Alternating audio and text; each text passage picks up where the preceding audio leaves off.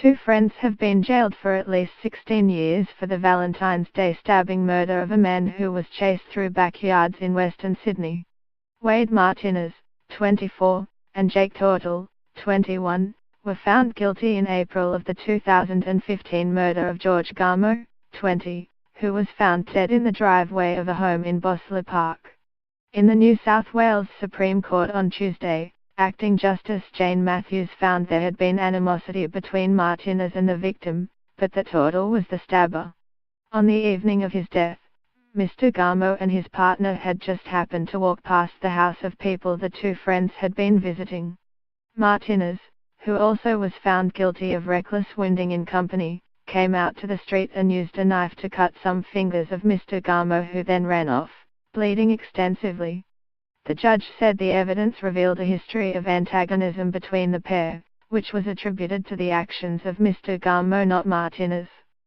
There had been drive-by shootings aimed at Mr. Martet's family home, the judge said. On all accounts, at least two were committed by Mr. Garmo. After he was cut on the hand, Mr. Garmo was picked up nearby by friends, but soon after the car was blocked by one containing the two friends. Mr. Garmo got out and ran, leaving a trail of blood in backyards, before his body was later found on a footpath with fatal stab wounds.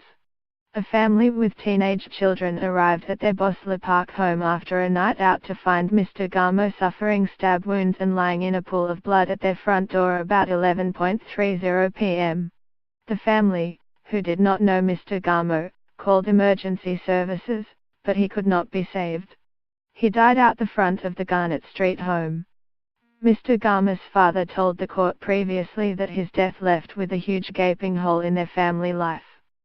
For the rest of our lives we will continue to wonder what George would be like at each birthday and every milestone, Harith Garmo said in a victim impact statement that was read in court.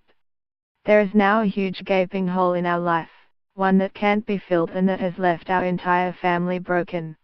Mr. Garmo said he could look to the past or future without heartache, but he remained grateful to have raised his son.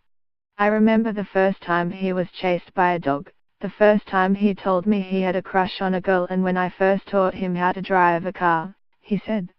It shatters me to know I will never be able to see my son find his soulmate, celebrate him getting married, or watch him raise his own children.